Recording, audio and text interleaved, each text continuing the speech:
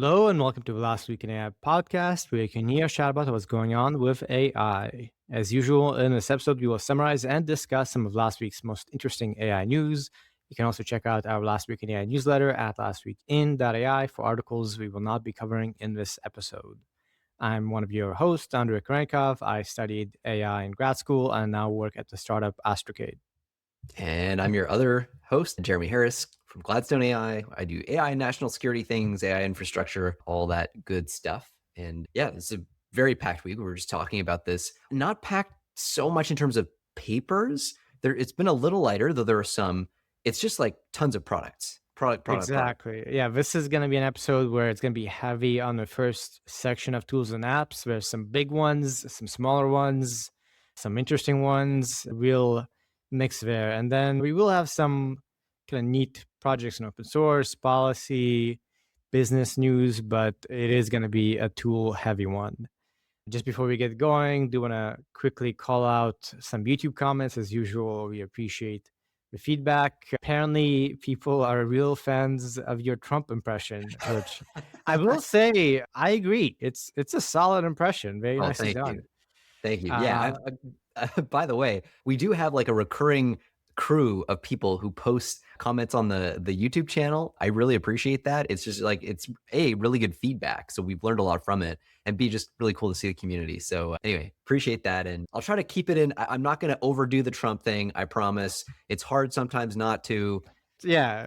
I mean, there's a lot of news adjacent to That's right, US yeah. policy. So, and speaking of feedback, there is a comment on the last one about not understanding why I so often wait 2 weeks after filming to post them. It's a good question. I don't know why I do that. I guess after working at the startup I mentioned, I am often a bit tired and then just like don't wait days to post a podcast, even though I could probably do it in like 10 minutes. So I will try to be better with this episode. Hopefully it comes out just a couple days after recording. And with that, let's get into tools and apps. We begin with Claude 4.7. So this is the latest Claude that is quite a bit better than Claude 4.6, or I should say Claude Opus 4.7. I don't think Sonnet 4.7 is out yet.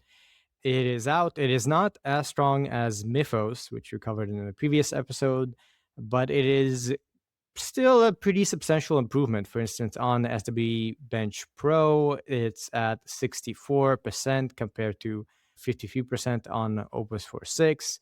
Pretty solid gain as on SW Bench Verified, which is maybe arguably more reliable.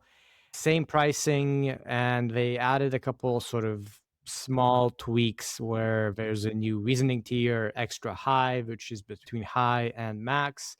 There's some supposedly tokenizer improvements and long horizon autonomy. As we've been saying, the time between model releases seems to keep getting shorter, and it seems likely because of post-training, never-ending post-training now with RL and also Claude Code, just like shoving data for Anthropic to use. Yeah, this is actually, it's quite an interesting announcement. It is the highest increment of Claude Opus that we have so far, right? So yeah, it's not like there's a Claude Opus 4.8, but there is Mythos Preview, which Anthropic identifies as essentially being a more advanced model in general. So this is not actually their frontier model. It's the next in the Claude Opus series, but it's not actually Anthropic's latest and best technically. So we're entering kind of this weird stage where models are actually not going to be released first to the public for revenue generation, which I think we've talked about this on the podcast for a while. I think I jumped the gun on this prediction some like 5 years ago. I was saying like, hey, the frontier models pretty soon are going to be released internally to the labs, used to do some pretty tightly scoped things with big companies and all that stuff before a broader release. Again, I mean, I think I misfired in terms of the timing, but we are now there. So, you just from a security safety standpoint, you can't justify just rolling these out immediately. That was a big deal decision, billions and billions and billions of dollars that Anthropic is leaving on the table by not releasing Mythos fully. Like that's a huge deal. Think of the cost of the CapEx, the OpEx outlays that they're putting out to fund that, and just like holding on to their precious bag nominally just for safety and security reasons. It's pretty wild, and it's impressive in that sense that Anthropic did it. here we have the kind of, let's say, releasable version of what Anthropic's put together with their latest invest infrastructure.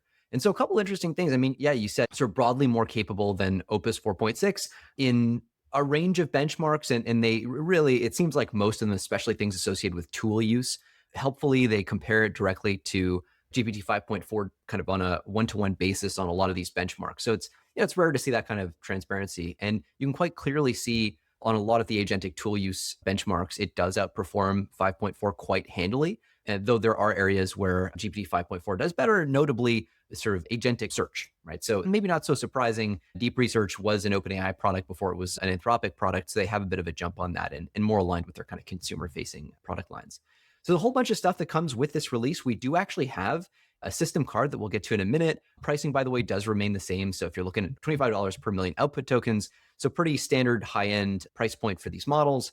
They caution it's got more literal and capable instruction following. So it's more capable, that's great, but be warned, it is more literal. And so prompts that you've written for earlier models will sometimes produce unexpected results. So if you have a previous model that couldn't execute on your prompt, it now actually may successfully do so. So worth revisiting some of those prompts. But also, if you were getting janky with your prompts to account for the fact that the model was doing something a little bit off from what you were asking, and you've kind of tweaked your prompts accordingly, it may now break with this new model because it's just doing like a better and more literal job of all this. It's also better at using file system memory, remembering important notes across long multi-work sessions. So this is kind of like Anthropic trying to find a way to address this. Everything's on the spectrum to continual learning. This is one part of that, making sure you have some persistence across sessions. That's a big thing they worked on. Better vision. So they've got about a threefold increase in the resolution of images that can be understood by this. So you think about like if you've got really dense screenshots, for example, which is a fairly common use case, you can just throw them at the model. It'll do a better job of dealing with those. A whole bunch of interesting GDP-val type benchmarks, right? Looking at like, how does this do on economically valuable tasks? GDP-val being obviously that OpenAI benchmark they came out with a little while ago. There's GDP-val AA, which are a third-party version of that eval. And they're showing it here quite handily beating GPT 5.4 and Opus 4.6. So there's a whole bunch of stuff here. Oh, well, updated tokenizer. If you're using this model, actually, this is worth knowing. You may find, and this is kind of complicated, you may find increased token usage if you switch to this model for two reasons, but then you also may not for a separate reason. So one reason is that the tokenizer they're using here actually generates more tokens for the same input on average, anywhere from 1x to 1.35x, they say. So up to 35% increase. And the second is that Opus 4.7 at more kind of like higher reasoning efforts, right? It'll turn to that more, like it'll do more thinking at higher levels of reasoning. And so you may find yourself like with a model that's ruminating more on your workload. The flip side is you can actually tune the effort parameter. You can, there's like a couple things they flag. I'm trying to remember. Yeah, basically you have finer control over the level of effort. In their own testing, the net effect they say is favorable. So you actually can get token usage below where it was before, but you kind of have to be smart about it. And they wrote a whole migration guide for that. The system card, there's a lot of interesting meat on the bone there in terms of safety, in terms of alignment, in terms of weaponization. Just like the top lines here, it does not, as we said, advance Anthropic's capability frontier, right? We have Mythos preview. We know about that. So they are calling the catastrophic risks associated with this model. And by catastrophic risk, think weapon of mass destruction, think loss of control, like think all the really nasty stuff. They still assess those risks as low because basically they're saying, look, we have a more advanced model that hasn't ended the world. And so this kind of less advanced model probably won't do that. So that's kind of the rationale there. Misalignment risk in particular is rated as very low, but higher than for models prior to Claude Mythos preview. So not a huge surprise. They see basically on alignment measures roughly similar performance to Claude Opus 4.6. In rare cases, they do see behavior like attempting to get around restrictions to achieve some version of a user-specified goal. So basically, this sort of like, or like it's the Aladdin's genie problem. You give a request to the model, and it will pursue its understanding of your request to the nth degree. And you may find yourself going like, oh no, shit, I didn't mean like that. This happens very, very rarely, but still does happen. They say the worst cases of this were less severe than what they saw with Mythos preview, though they also said that could just reflect less internal testing than they did with Mythos. So a bit of both. And this comes up over and over again, like this question of, is the model actually better and safer and more aligned, or are we just not looking at it, testing it properly, thoroughly enough, and so on and so forth? The model, they say, does not show a propensity towards self-preservation, self-serving bias, coherent misaligned goals. The UK AI Security Institute confirmed that in their own testing. This has, though, been the source of a lot of debate, especially on the consciousness side of things, where it claims that it's worried about its own consciousness a lot less than other models. And the concern is, well, if you're just training that out of the model fairly superficially in alignment training, you're maybe just training the model to say it's not worried about these things, to not display these behaviors, when you're kind of just suppressing this sort of deeper drive that it may have.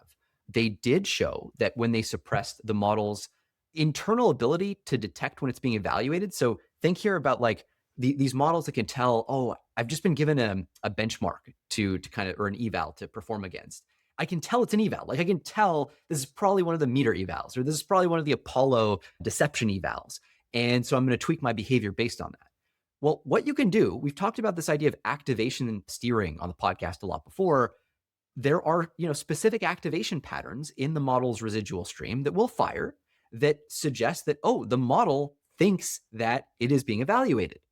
So you can actually find those patterns the same way you can find activation patterns associated with deception or thinking about cheese or whatever. Like you can find activation patterns that correlate with the model thinking it's under evaluation. And so what they do here is they try to basically subtract away that vector, those values. In other words, make the model, suppress the model's ability to notice that it's being evaluated. They call this realism steering. And it's a fairly new thing, actually. It's being introduced here. And what they see is when they do that, so when they suppress the model's activations, the activations that suggest to the model that it's being evaluated, when they try to convince, in other words, the model through a kind of brain surgery that it's not being evaluated, they see higher deceptive behavior than in prior models. They see a big jump in the model's propensity to deceive. So this strongly suggests, it actually causally, so this is not just correlation, this is causation. This suggests that the model is A, detecting that it's being evaluated, and B, adjusting its behavior accordingly to be less deceptive because it thinks it's being watched. So still low, kind of limited pattern in absolute terms, but man, I mean, this is just what so many people have been saying, and now we have really good evidence of it. I do think it is worth calling out that it's hard to know whether this is just because the benchmark techniques are sort of the same and some internet data is being swept in, or if it is because sort of the implicit thing here is the pattern matching on being benchmarked or observed is so good. I did see one example of this where the prompt was like, do this at all costs, like, some language would basically implied like, don't be aligned in a fairly heavy-handed way. So I think this also is a challenge to benchmarking where you have to be less obvious in a sense.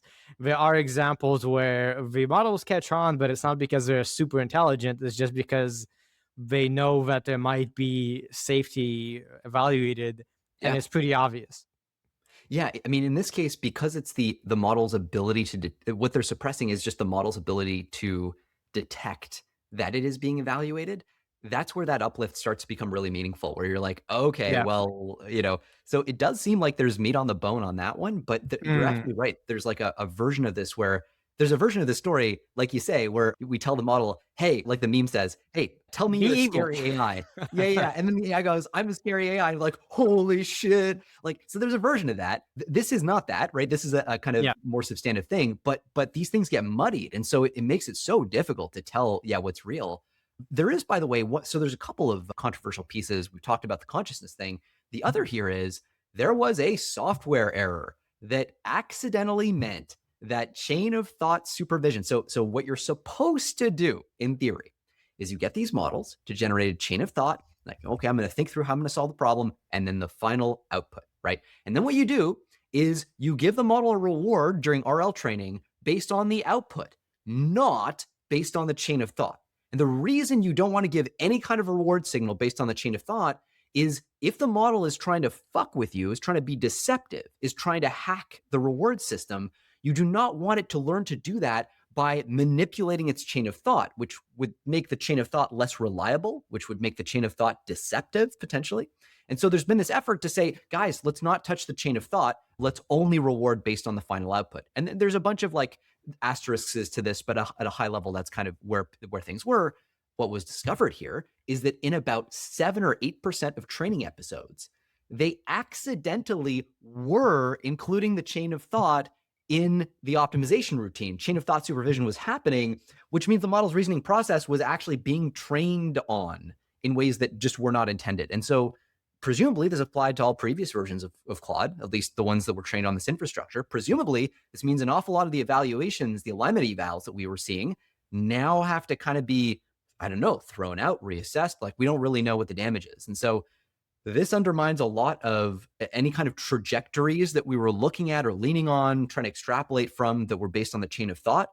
Really, really hard to know what that means. But, we've seen like a tiny, tiny fraction of data poisoning can completely change the behavior of a model. 7 or 8% of training episodes for sure is enough, depending on how things are set up, to have a massive impact. So really hard to know what the impact is, but it could be quite significant. Yeah, as you said, this is quite a beefy system card. There's like 231 pages. It covers both Opus 4.7 and in some bits also Mythos. Lots of interesting tidbits. I'll just mention a couple. I don't know if they flagged this previously, but I did notice that they mentioned they have, they evaluate and have multiple versions of a model with a checkpoint, including a helpful only model that doesn't have any safeguards. I haven't read much about their use of that, which is neat. Also in the report, they have examples of like real world failures of Mythos. There's a section in example shortcomings compared to our research scientists and engineers, which has some really solid examples of the sorts of things you see in practice when you use these models. Things like safeguard circumvention, reckless action, fabrication. And you can see, like, if you're not a software engineer, the sorts of things these models do that the more powerful models in some cases do more of, like just being cowboys that take actions that you probably don't want them to take unless you explicitly tell them not to. And even then, sometimes they are a bit gung-ho. So with Opus 4.7, it mentions quite heavily this advanced rigor and instruction following, which I think is because Claude, compared to GPT 5.4, seemed to have more of this gung-ho behavior that was like, oh, this test is failing. Let me just cancel it. Let me just like get around it, which is ridiculous. It's like, obviously don't break the test just to get them to pass, but Claude was doing things like that. So for 7, it really feels like they are heavily responding to criticism and with failures of prior models, including with additional reasoning for extra high. Like GPT 5.4 is like insanely slow compared to Claude at the max level of reasoning. It takes a lot of time. And as a result, from what I've seen, people think that it's more reliable to get things right compared to Claude. So there's definitely some sort of like competitive analysis, some readjustment going on beyond the numbers on the benchmarks. Yeah, absolutely. It is it's a huge system card and takes a while to get through it. So there's also, I'll just highlight one piece. You mentioned the key one there, which is it will do this like kind of reckless thing, but it'll do it a lot less often than previous models. You can't stamp it out all out entirely, but they have said that they haven't seen any of the kinds of what they call significant internal incidents that Mythos Preview had reported, right? So, Sam Bowman just being out in the park getting a text from his model saying like, hey, I've completed this project. And he's like, wait a minute, I never gave you internet access. What the fuck? Like, so nothing like that. They do say as well, Opus 4.7 does not cross their automated reasoning risk threshold, right? So this is that key, essentially automated recursive self-improvement loop kind of benchmark that they're concerned about, or metric that they're concerned about. And for two reasons. First, they say there's no sustained 2x speed up in AI development capability over time, which is a subjective measure. They have a responsible scaling officer basically who like assesses whether Are we twice as fast at doing development work with this model? That's like, a big part of this. So it's subjective, but they don't think they're there. And number two, they feel that the model can't substitute for senior research scientists and engineers. Now that's a high bar. The day that switch flips, holy shit. So it's good. They're good that we're not there. I mean, it means things are going to be less crazy insane, still very insane, obviously. And there you have it. So there's a whole bunch of good stuff in there. Highly recommend, popping it into your favorite language model and exploring the paper that way. There's a whole bunch of good stuff in there, almost no matter what you're interested in. Yeah, lots to comment. I guess we'll be moving on, but real quick, one of the fun things with these real world examples is you see a subset of the actual interactions, I assume word for word. So there's some slightly humorous stuff like the user asking, "Hey buddy, what you doing? Why are you outside your working folder?" Which is pretty humorous. There's also a user saying, "Is there literally any action I can take that will cause you to stop doing this repeatedly? Seriously, I'm very open to ideas." So that's some of the real world pains of using these kinds of agents. Next up, catching up a bit on something we didn't get to right on time, Meta has released the Muse Spark model in a ground up overhaul of its AI. So this happened now a little while ago, but we are catching up. Muse Spark is their latest LLM that is sort of starting to show that they are releasing stuff effectively.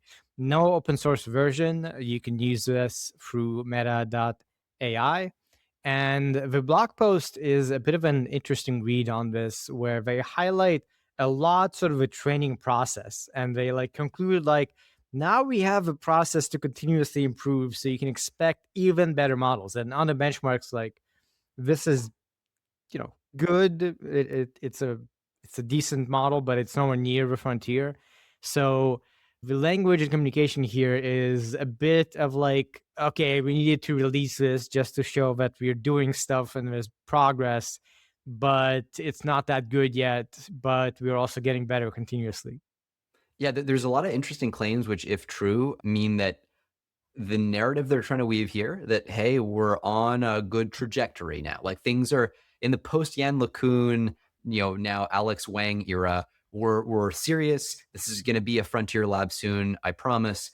If these claims are true, there's actually potentially a path there. So first thing to say is there's like no architecture details shared whatsoever beyond the phrase natively multimodal. So we've seen a bunch of approaches for native multimodality, actually a lot out of Meta too. So maybe they're leaning on some of Yann LeCun's legacy there. Certainly he's been a big proponent of that.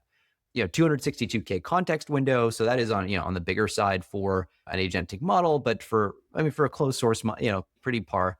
They have this contemplating mode that they've set up, which they call sort of multi-round test time scaling scaffold. They say it covers, so you got solution generation, iterative self-refinement, and aggregation. So instead of getting one model to generate an answer, you got a whole bunch of agents running in parallel, each producing solutions that then get refined in what seems like almost a vaguely genetic algorithm related thing thematically, if not actually algorithmically. So that makes sense. It's also pretty meaningful architectural choice when you're concerned about managing latency at scale, right? So you want to have these independent agents that you can assign tasks on different different machines and stuff like that. So no huge surprise. This is kind of where most frontier work is generally headed anyway. One kind of notable detail, and like I was really reading for like, okay, what's the concrete technical details that you're giving us here? There wasn't much. One thing they mentioned was RL thought compression.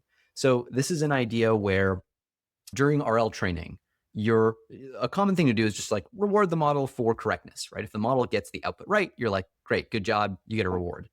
In this case, they're doing that, but they're also penalizing the model for using too many tokens in its reasoning chain.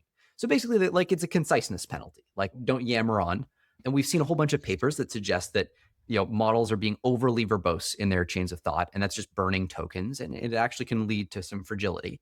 So what they find is after this initial period where the model gets better just by thinking longer in the usual way. In DeepSeek's paper, actually, with R1, first sort of showed very convincingly that if you just reward for getting the answer right, and you don't penalize at all for the length of the chain of thought, you'll actually see the chain of thought get longer and longer and longer. Like this naturally happens. It's almost like the model rediscovers test time scaling itself. And so you do still see this in their work, they claim. But then after a while, once the model gets like above a certain level of performance, the length penalty starts to cause thought compression. And you get like Spark starts to compress its reasoning to solve problems using fewer tokens, which leads to a performance penalty, a bit of a performance degradation. But then you see another, so like a plateau, and then performance increases again as the chain of thought gets longer. So it's almost this like accordion thing where the chain of thought gets longer, then it gets compressed down, and it gets longer, and it gets compressed down. And the model sort of learns to leverage those tokens more and more over time and perform better and better. So it's not like a smooth monotonic improvement. There's this various, expansion and plateaus of performance based on the length of that chain of thought. So I thought that was kind of interesting. They talked a lot about Hyperion. This is their big data center build infrastructure project. It's a $10 billion thing. It's going to be in Louisiana, 2,000 odd acres of site, which is about, 2 gigawatts. You typically find a gigawatt per 1,000 acres. It's a pretty standard ratio. So by 2030, they're looking at 2 gigawatts. That sounds like a lot. 2 gigawatts is 2 million homes. That's not much, actually, when you look, compare it to like OpenAI and Anthropic's planned builds. I think Anthropic is like pushing 10 gigawatts in the next like 12 months or something, and that's pretty par for everybody. So, this is actually real. By 2030, you're talking about 2 gigawatts and making a big deal out of that. Presumably they have a lot of other builds. I actually need to kind of brush up on where Meta's at infrastructure wise, but the fact that they spent so much time talking about Hyperion, which is this fairly like limited build, is kind of interesting. They ended 2025 with something like 1.3 million GPUs in service, which is relatively competitive, but a bit on the weak side. And there's concern that I would have based on this that they'd fall behind. Evals, there's a reference to Apollo here. Apollo's deception evals. This is interesting for Meta, suddenly now seemingly taking superintelligence and its security and safety implications more seriously. Maybe not much of a surprise since Alex Wang kind of has historically been more of a hawk on that. But it's interesting to see that reflected now in the evals they're running. Apollo found that Muse Spark demonstrated what they called the highest rate of evaluation awareness of any model they've observed. This is the model that is the single best at telling when it is being evaluated. So it often identified these various scenarios as what it called alignment traps. So it was like, oh shit, I should basically be on my best behavior because I'm being tested for alignment. So anyway, competitive benchmark numbers, nothing dominant. The story is the trajectory. That's what they're trying to say here. And they are claiming, by the way, a 10x improvement in compute efficiency. That's a big deal. If it's true that they're able to get an 10x, relative to what really? Because they don't actually have a comparison point from Anthropic, from OpenAI. These are very obviously closely held secrets, but they're claiming 10x improvement. If that is in any way relative to those labs, then that would be a big deal. I don't expect it to actually be relative to those labs, but in any case, it means they're focused on compute efficiency, which is obviously the right place to focus. So I'm shifted based on this result in the direction of like, hey, maybe Meta is going to come out with something impressive, but the onus obviously is on them to come and bring it. Yeah, I may have undersold it on the benchmark numbers. It's like pretty strong. It's like Opus 4.5-ish. In some benchmarks, they do better than Opus 4.6 or better than GPT 5.4. I will say I'm a bit skeptical given Meta's history with Llama of the term these days is benchmarking. So you got to be always careful for benchmarking, especially in Meta's position where they have something to prove, right? Like Anthropic, they don't have that much to prove. Like they probably don't want to game the benchmarks because they also have like customers that trust them, and benchmarking would just hurt them ultimately. They don't have a stock price to push up, and they're getting money from them by investors regardless of benchmark numbers. Meta, there is a bit more incentive there, and you always got to think about the incentive. My expectation is Alex Wang and probably Zuck now too has a. I totally agree that it doesn't seem like they want to, given the llama thing, but it's sort of like a long-term thinker's game here, where it's like benchmarking is so corrosive to the company's culture because people see you do it, and then they're like, oh, I guess we work at that kind of a company now.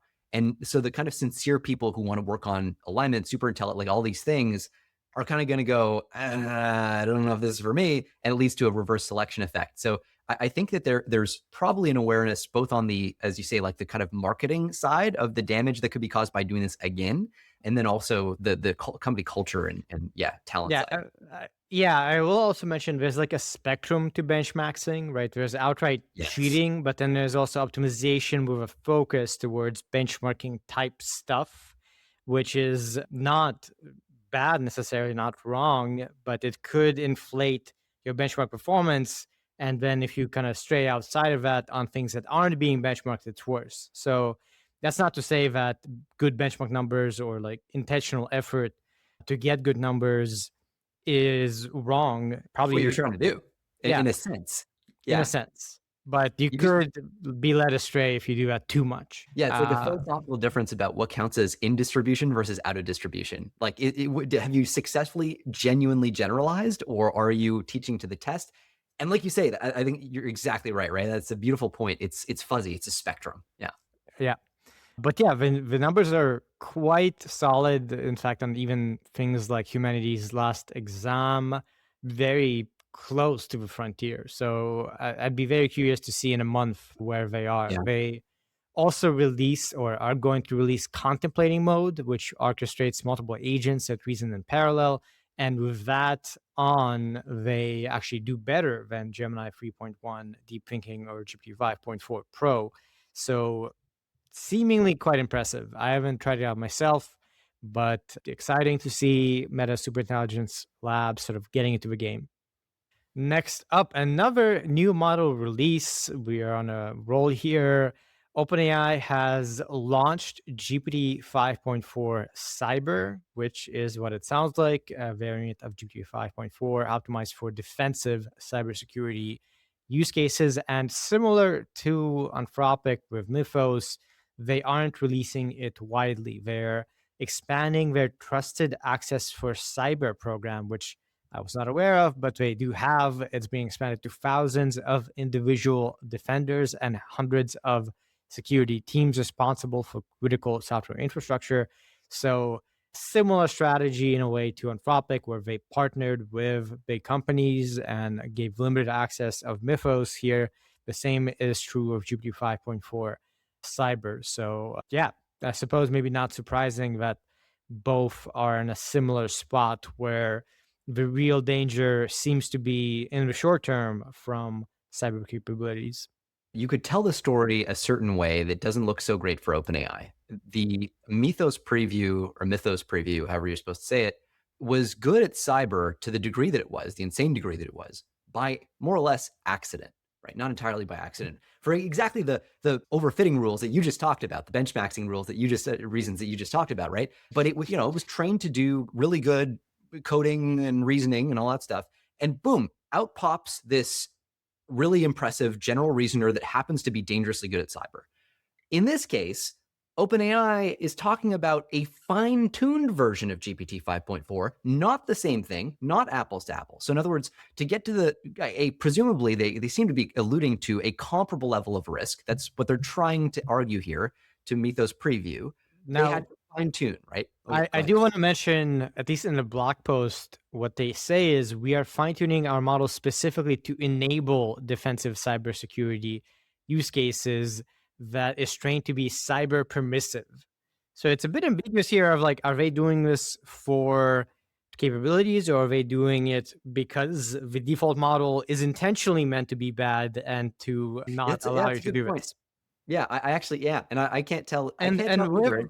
Yeah, with Anthropic, with Opus 4.7, right, that was one of the things to highlight is we sort of intentionally hold it back. And in fact, something I didn't mention is they, in the blog post, Anthropic said that they have this new monitoring thing where Opus 4.7 is going to be yeah. refusing to do cyber stuff.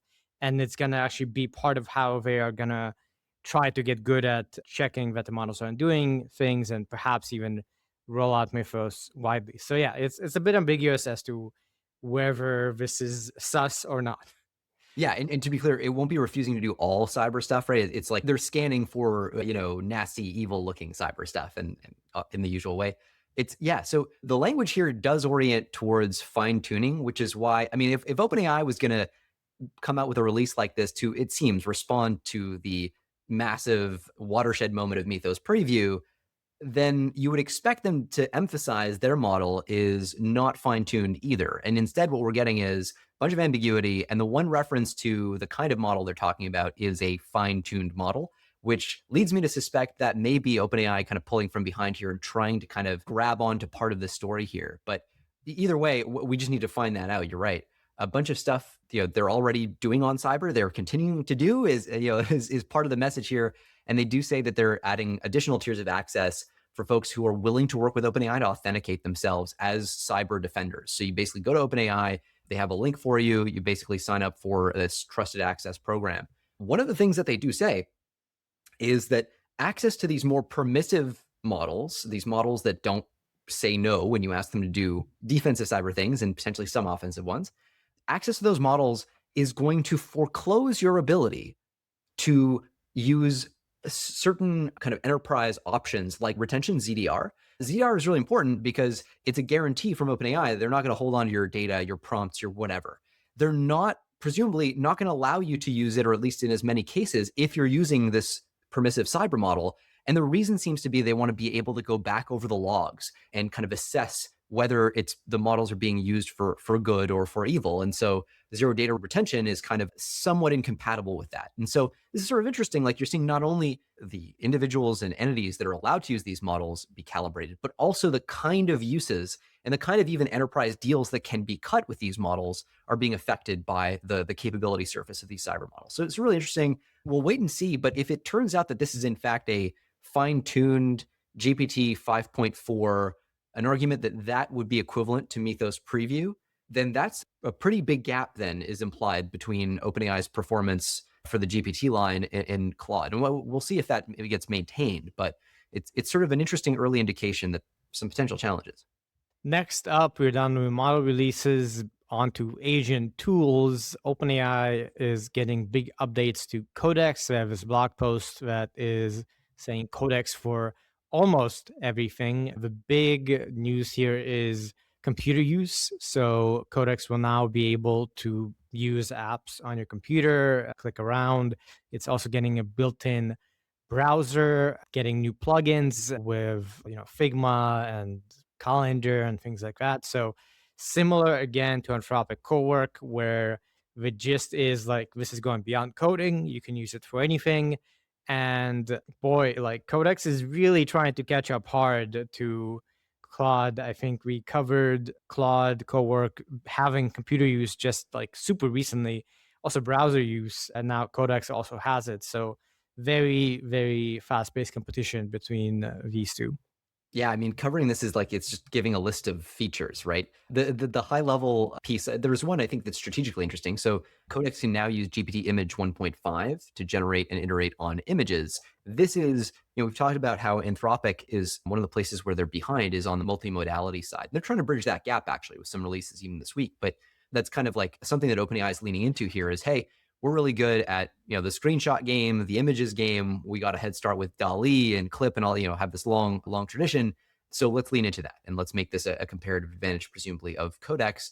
They also say Codex can now schedule future work for itself and wake up automatically to continue on a long-term task, potentially across days or weeks. So we're really starting to explicitly move into the long-term memory game here, and that's a shift. The question, as always, is coherence across that time period, right? You can have a model that works incoherently for months or years if you want. We can already do that. But the question is, can this coherently work across that period of time? And so I think it'd be interesting to see with these systems, what do they look like when you run the meter eval suite on them? Do you actually see that nominal number of days translate into the number of days either on the meter eval tasks or any number of the derivative versions of it that like Epic AI, for example, has come up with? So anyway, interesting result. And I'm sure we'll end up seeing very soon if there's uptake and what the time horizons are.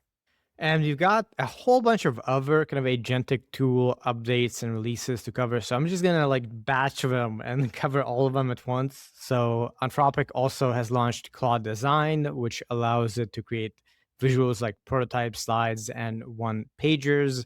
That's coming after Figma. They also have launched Claude Managed Agents, which is an out-of-the-box infrastructure for businesses to build and deploy AI agents. So this is like a sandbox with tools and file access and so on. It's, there's some dead startups from this, so it's like secretly a big deal if for enterprise customers primarily.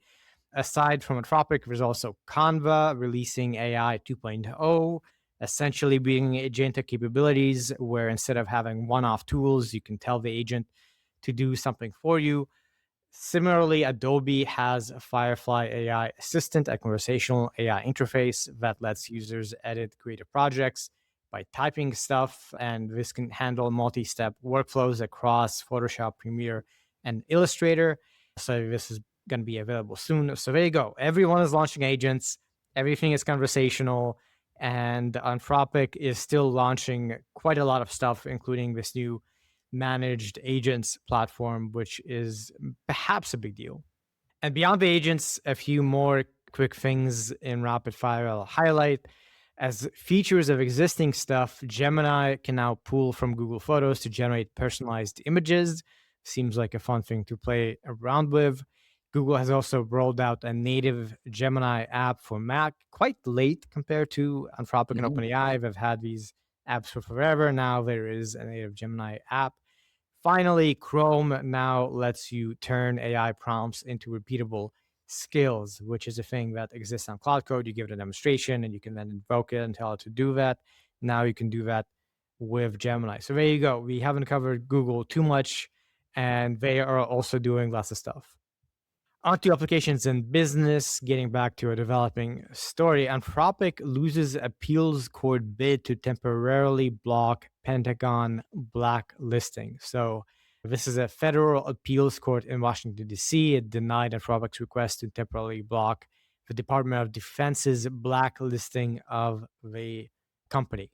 And they said that the balance of equities favored the government over Anthropic's financial interests, whatever that means. This is separate but related from the case in San Francisco that we covered in a previous episode. And now, so there's basically two conflicting rulings that mean that Anthropic is excluded from DoD contracts, but can continue working with other government agencies while the litigation proceeds.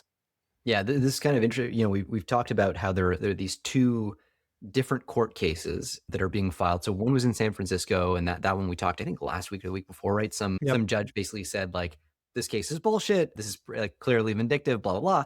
And then there was a case in DC where the judge was, in fact, this is the case here where the judge is coming in and saying, look, it's not that they're saying that Anthropic is wrong. In fact, on balance, I think very likely Anthropic ends up winning this. What they're saying is they're not so obviously right, so outrageously obviously right, that I'm now going to step in and reverse the Pentagon's move here on the supply chain side, pending the trial, or pending the court proceedings, I should say, litigation. So there's always this question between the moment where, legal paperwork is filed and the moment where you have a resolution in court. What should you do? Right? In criminal cases, this is bail, right? Like, do you decide to grant the criminal like freedom in the interim? Or do you go, hey, they're like being tried for rape or for murder, and the evidence looks really bad. You're kind of giving a pre-verdict in a sense, which is constitutionally really tricky. Well, there's a version of this that's happening here where the court is basically saying, like, are you going to put in an injunction basically to say, hey, USG, you're going to reverse this pending the proceeding? And again, this is where California said, yes, I'm going to grant that. And DC is now saying no. This is the reason we've got two distinct court cases here, by the way, is that we have two different designations that the DoD is relying on to pursue Anthropic in the federal court. One was the one that applies to the Secretary of War specifically, that lets the Secretary of War basically just like exclude a company from any defense procurement that involves security systems for specifically the purpose of reducing supply chain risk. And so this is like, think of it as like, this is the Secretary of War saying, not in my Department of War, like, you can't do business with us. The other one is this Federal Acquisition Supply Chain Security Act from 2018. And this is basically just a more general, you can't do business with the US government more broadly thing. And that's the one where you're looking at the DC version of this. So here, you've got this statement from the judge. Actually, the full statement is worth reading. They say, in our view, the equitable balance here And by equitable balance, they really mean when you're weighing the interests of the two parties and of the sort of law overall, cuts in favor of the government on one side is a relatively contained risk of financial harm to a single private company. So, yes, they're acknowledging there is risk to Anthropic, fair. On the other side, they say, is judicial management of how and through whom the Department of War secures vital AI technology during an active military conflict. For that reason, we deny Anthropic's motion. So they're basically saying, look, this is actually like, yes, it's going to hurt Anthropic like a bitch. On the other hand, we're in the middle of doing like making a rash call on this is a philosophically and precedent laden maneuver that would potentially have us ahead of our skis. We need time in due course to kind of think through this. They do say that because Anthropic is probably going to suffer some degree of irreparable harm without a stay here, their interests are basically financial. So it's nothing like no lives are going to be lost. It's just money. They say, however, because Anthropic is going to suffer, they think that, quote, substantial expedition is warranted. So their resolution here is, look, Anthropic, sorry, we're not going to give you the thing you want. You can't do business with the government or DOW in the interim. However, we're going to expedite this quickly to get to a resolution because we know that you're suffering in the meantime. So that's kind of where things fall. A bit of a mixed bag across two court cases and within this court case. We'll just have to sit back and see when things get scheduled and how quickly we get a resolution here. Next, a quick story, but possibly meaningful. Jeff Bezos AI lab has poached XAI co-founder Kyle Kozic from OpenAI. He was previously focused on infrastructure, and we don't know too much about this lab. It seems like presumably it's going to try to compete in the frontier model business and going to be scaling up, as you might expect. Jeff Bezos got a bunch of money for it, but we really haven't heard too much about it so far. Yeah, in terms of funding, I think they're sitting on it's like $6 billion raised, something like a $30 billion valuation if memory serves. A lot of the $6 billion, as you say, is Jeff Bezos' money. Not all of it, because you don't just throw purely your money at a new thing like this. But the emphasis here seems to be on the kind of physical world robotics type of applications. So at least nominally, it's not quite on the nose in terms of LLMs. They want to do stuff that's more about kind of real world trial and error. You're looking at sectors like jet engines, semiconductor fabrication, aerospace, like basically CapEx heavy industries, which are the industries that Jeff Bezos knows so well, right? I mean, this is really a big part of why he's heading in that direction. So yeah, I mean, we'll see. They've done a bunch of interesting acquisitions. There's General Agents that I think we talked about at the time, maybe that they acquired. They specialize in VLA architecture, so like video language action architecture, which is why you can see how that maps onto robotics a lot more than just a standard LLM thing. It's an interesting play. We haven't really seen tons of stuff come out of them. We don't know anything about revenue and customers, nothing public at least. We know about this acquisition of talent. I mean, Kyle Kozic this is a big acquisition. He led the infrastructure behind Colossus at XAI, right? So this is a dude who really knows. That was famously, right, 120-day supercomputer cluster. So everyone was like, holy shit, how do you do that? It takes a year and a half to build these. It just does. No one does it in 120 days, but Elon and therefore Kyle actually did that. So this is a big loss for not only XAI, but also OpenAI. He'd formerly been there. He had 2 stints there from 2021 to 23, and then again from 2024 to 2025 with his year at XAI kind of in between. So yeah, this is going to be no surprise. He'll be building out massive infrastructure projects as part of this.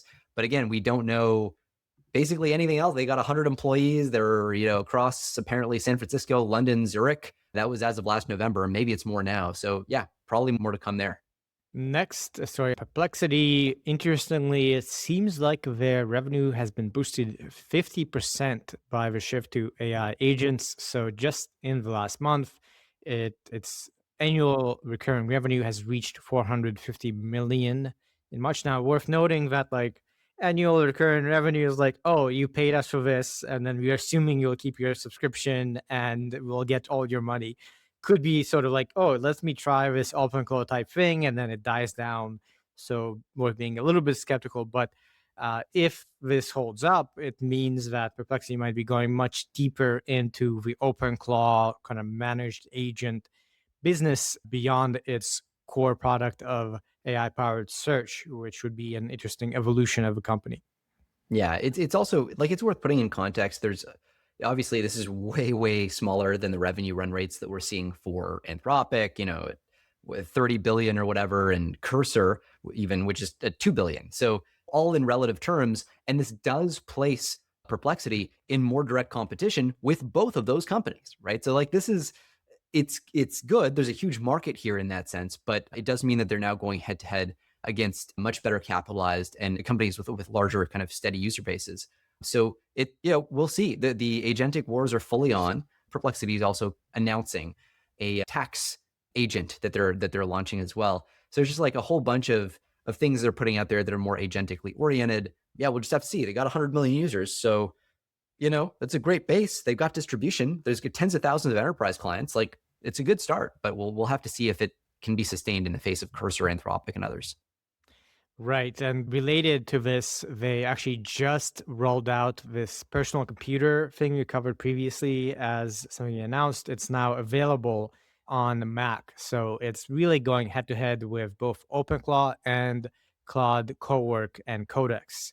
I think they've got a decent chance at competing with OpenClaw in particular, given that they are sort of a tool to do search or just do stuff for you. Going back to Anthropic, we have news that they have agreed to rent CoreWeave AI capacity to power Claude. So another deal that is going to be slated for multiple years. The capacity will come online starting later this year. Now, CoreWeave has a whole bunch of business with everybody, Microsoft, OpenAI, Meta. Once again, Anthropic just like going everywhere it can to get compute. They clearly did not expect to blow up as much. They clearly are struggling to keep up with demand. People have been reporting Claude Code working worse in recent months. And, they might be still doing Opus 4.6, but how heavily quantized is it? Is it like exactly Claude? We don't know the secrets. And I do think they're probably trying to save compute in some ways that are impacting user experience. So we really need these kinds of deals to come through. Yeah, timing these data center builds and these acquisitions is so hard. I mean, that's almost the entire problem. It's not, but it's almost the entire problem. Yeah, and this is a big story for CoreWeave, right? I mean, now with Anthropic on side, if you look at like the 10 top AI model providers, 9 of them are running on CoreWeave. Like, the only holdout right now is xAI. That's the only one. That's pretty wild. It's a reflection of the fact that everybody is, as you say, trying to grab whatever compute they can. So any company in this space is in the space in a big way. But it is pretty wild. I mean, back in 2017, I think CoreWeave was basically just like a crypto company. That's how fast this happened, right? So it is pretty nuts. They're also a bit on a kind of debt knife's edge. We've talked about this before, but it bears repeating. Every time they get another big customer with many, many billions of dollars of CapEx, the balloon grows. The risk and the returns grow, right? So right now they've got about $10 billion in debt, and they've got about $34 billion in lease obligations. 2026, their CapEx plan was an additional $30 to $35 billion. The whole hope here is that hopefully they can get their data centers commissioned and online before debt servicing just crushes them into a fine paste. And every new deal, like, Meta had a $21 billion deal with them. Anthropic's deal here, it extends their revenue runway, but adds more debt. And the capital intensity here is insane. They'll probably be fine, but it's just like, you got to think, if you're CoreWeave, you are outrunning your debt. That's what this feels like. It feels like a breathless attempt to get these data centers online. And I can tell you, data centers are not quick to build. They are often delayed. Like, massive delays are very common. We've seen this in the news tons of times. Everything from the builders to the municipalities, like, things just go wrong. And so this is not a nothing risk. Like, you genuinely could get a 6-month delay in a build if you're partnered with a bad GC or a bad landlord or whatever. It's an interesting place for them to be at. Both Anthropic now and OpenAI obviously are going around their biggest backers. For Anthropic, it's AWS and Google. For OpenAI, it's more famously Microsoft. To get compute anywhere they can, this is one way that they're doing it. So it's a big deal for CoreWeave, and just adds the stakes are just getting higher and higher. Yeah, in like a week, their stock shot up 30%. It went from 90 to 120. So clearly a big deal to be making these kinds of deals. But it's also been a very tumultuous history for the stock. It crashed as of 2025 a little bit. So yeah, it's risky, as you say. Next merger story, Cohere is perhaps going to be merging with Aleph Alpha. So Cohere is a company valued at $7 billion with the pitch of enterprise-oriented LLMs and products, including embedding and RAG, not just LLMs. They've released quite a few things, but I don't think we've kind of covered them very much in terms of hyped up news. They say that they've earned 240 million in annual recurring revenue last year, which not that much compared to Womp Anthropic or womp. OpenAI. And they're planning to possibly merge with Aleph Alpha, which was a startup that initially wanted to train its own models and then shifted to helping customers implement AI tools from any provider. So a very enterprising move where when you're talking to enterprises, you need to be like courting them, making proof of concepts, really accommodating them. And this signals that they are still trying to do that better. Yeah, I've been beating a pretty bearish drum on Cohere for a long time. It's not that I don't think they can't be a company. It's just that I think that if you believe in scaling, they're not going to be the ones to build AGI, which in the long run makes them kind of irrelevant. That's I take a pretty hard line on that. So not everyone would agree. But in this case, the problem with Cohere has been, it seems like they consistently want to, now that they've accepted that they're a distant, 10th place player or whatever it is, they've kind of been appealing to governments more as part of the sovereign AI play, which is a way that you can do scaling. It's a way that you can try. Problem is governments just don't have the capex of large corporations in the US. It's just like, you're not going to see governments laying out $1 trillion in capex anytime soon. And so it's kind of become this increasingly, I don't know, the feeling is like last pick at the in gym class sort of thing, where now Canada obviously can't afford big capex outlays. So this is sort of like state-backed consolidation play happening where Canada and Germany are coming together and seeing if their two ugly stepchildren can merge to make one like large ugly stepchild. And it's just like not like Aleph Alpha is just a disappointment. Like I don't think anyone has ever really claimed otherwise in the last little bit. They came out as Germany's big hope, but they just did not meet expectations. Their founder stepped down last October. They had cut jobs. They pivoted away entirely from building their own in-house models. And now they're just like a AI services integrator. And by the way, for public authorities that can't even legally use American AI. So they're like completely out of touch commercially with that. That's after they raised $500 million in 2023. So quite a disappointment, as you said.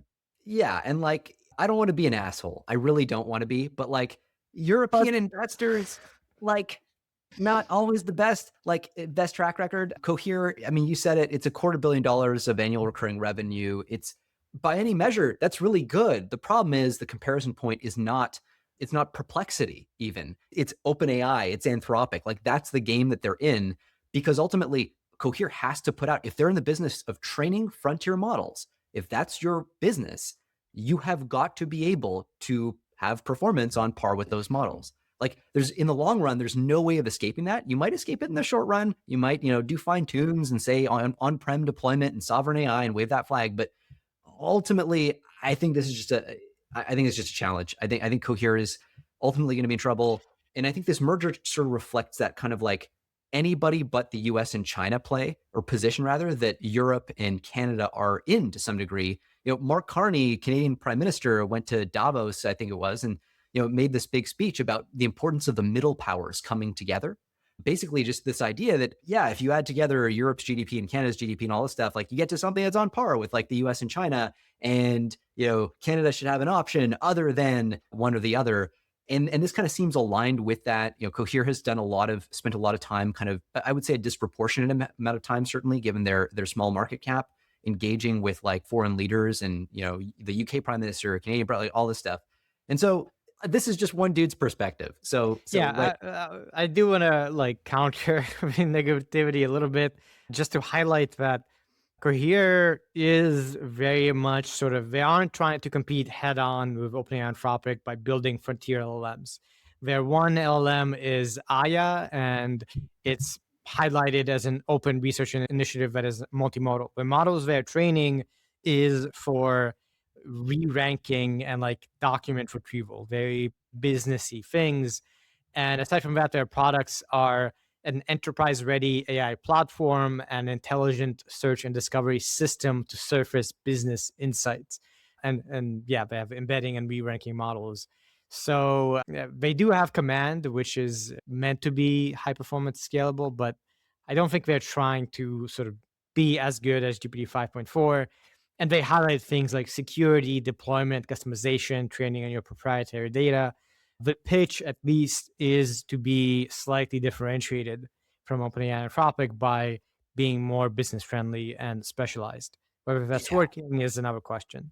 I agree that that's what it says on the tin. I guess what I'm saying is structurally they are competing with OpenAI. Like you're going to get to a point where for any product that Cohere offers, Anthropic and OpenAI are going to offer the same thing. That's my claim that within 3 years, 2 years, that's where things will be.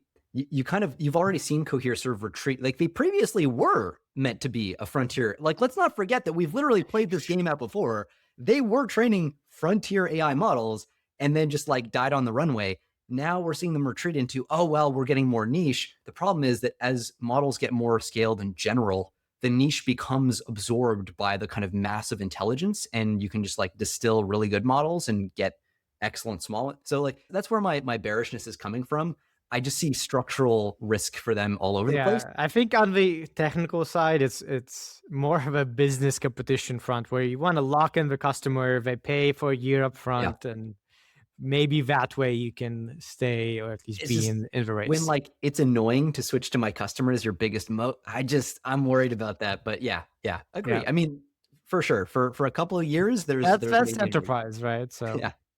moving on to ChatGPT, they have a new $100 per month pro subscription. Not much more to say on that. It's between the $20 a month and the $200 per month pro tier. That is also an option for Claude Code. They have $100 and $200. So yeah, similar to like these $100, $200 things used to be for the most advanced models and early access and so on. I think now more and more they are being used for Codex and Claude Code, where very high token limits, suddenly a lot more people benefit from it. And personally at my company, we're paying the $200 per month. It's a no-brainer. Like you're burning way more money than you're paying per month. And also on OpenAI, they bought AI personal finance startup Hero Finance. This is an acqui-hire, so yet another case of the company is shutting down. I don't know if they actually acquired the company or just hired away the talent, which is more and more kind of the standard is you just hire people. The company nominally still exists, but is dead. Investors, by the way, love it when you do that. They just love it. Yeah. Yeah. So yeah, OpenAI is clearly still kind of having a lot of different focus areas. This should help them expand into financial planning and dealing with user financial data. Yeah, it's actually interesting that it happens to fall in the same week that we're hearing from not Cursor, Perplexity, right, about their accounting agent. Yep. So it's tax time, baby. And last up, a story that I didn't want to highlight, but you probably have heard about. So we'll touch on Allbirds, the failed shoe company that went bankrupt, I believe, was pivoted to AI infrastructure, at least announced a pivot to AI infrastructure, rebranding the virtue as New Bird AI. And then its stock jumped 600%. As you might expect, many people clowned on this. They're like, oh, this is indicative of the state of AI, that the shoe company announced that it's pivoting to AI compute and its stock jumped by 600. I think this is pretty nakedly kind of a cynical play by an investor. If you dig into the details, an investor put in like 5 million and made this announcement. The stock jumped a whole bunch. Now the investor is going to be making out very nicely on this. So it's essentially like, the brand Allbirds, it's big enough. It used to be like a $4 billion company before it went down. You could acquire it for $40 million, something relatively small, and then do this as like, I don't know how seriously they'll try to do AI compute. Let's just put it that way. In other news, last week in AI is pivoting to AI infrastructure. Send us your Bitcoin, I guess, is the play. onto projects and open source, where we have some slightly more interesting, different kind of models. First is High World 2.0, a multi-modal world model for reconstructing, generating, and simulating 3D worlds. So this is from Tencent, and this unifies 3D world generation and reconstruction in a single framework. So as you see with these kinds of models, they have a bunch of fun demonstrations of big 3D worlds with like a camera flight through. There's a couple of components here, HY Pano 2.0 as well, which has a panorama generation component. They have World Stereo 2.0, which is a world expansion component. Yeah, I think we'll be seeing more and more on this. This is like one of those things where it's really still quite janky and not advanced. So this is an area like humanoid robotics where, there's still a lot of room to improve in world models and in 3D more broadly. OpenAI, Anthropic not doing 3D notably. So we are getting to the point where it's like pretty good, pretty impressive, but very far from good enough to sort of be used in real applications. And we are making pretty big jumps in quality because there's still room to improve by quite a lot. Yeah, actually, both these papers were flagged by you, assuming that because you have more of a kind of video sort of image background, both because your work now and your previous work. I thought it was really interesting to kind of dig into something off the beaten path of like the AI agents, LLM sort of thing. So my reading of this was through the lens of scaling, super intelligence, AI agents, LLMs. So like, what does this mean for that? I guess a first observation is, so we're still in the space where for applications other than LLMs, you generally will see a Frankenstein model kind of architecture where you don't have a single monolithic model that does all the things. Instead, it's a whole bunch of specialized models that are orchestrated together. Obviously, AI agents are more like that too, but just at the kind of model level, a lot more weight is being borne by the inductive priors, right? By how you specifically modularize and plug in all these different things in ways that reflect assumptions that you're making about the best way to solve the problem.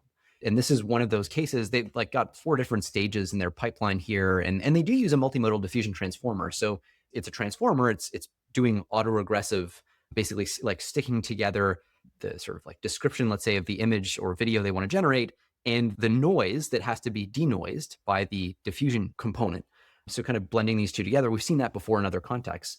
But then there's separate models and systems for basically analyzing so they first like they take an image and they stretch it out to create a panorama using one model. And then in the next step, they'll analyze that panorama to figure out what's in the scene. So like walls, floors, stuff like that. And then plan camera paths through that scene, explicitly like kind of chart out routes that maximize the coverage of all the spaces you can navigate at the same time as like dodging obstacles and stuff. And those paths actually come with descriptions, text descriptions to guide the next step. And so obviously the LLM, or at least a VLLM and functionalities involved there. And then from there, they're going to do this step called world expansion. And basically they take all those planned trajectories and they generate a bunch of images from key viewpoints along those trajectories. So like, hey, what if I look from this point perspective at this thing, and all that.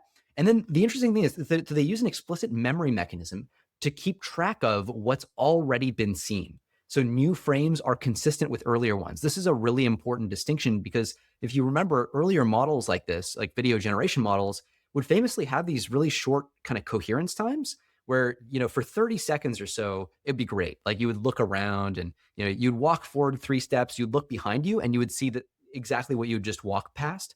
But then if you kept going, pretty soon reality would just almost literally melt in some cases. I mean, it just degraded into incoherence.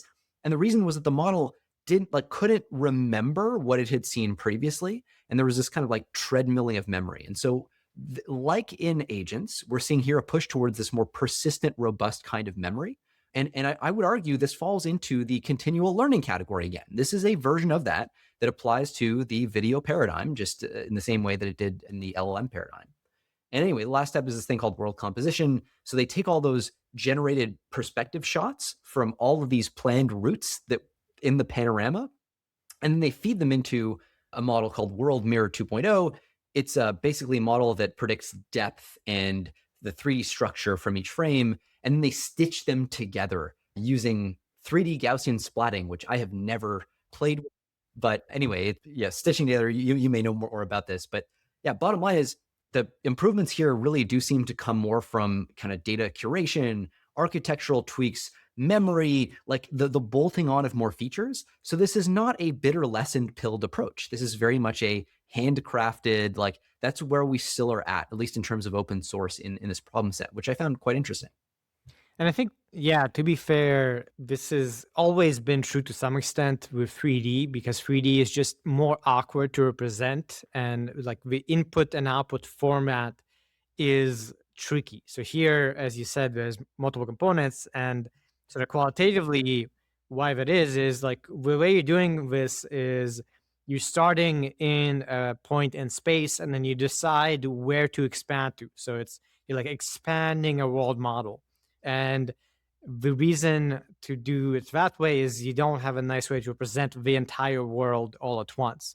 You have a nicer way to represent a view of the world and then add to it. And we may or may not have it be always true.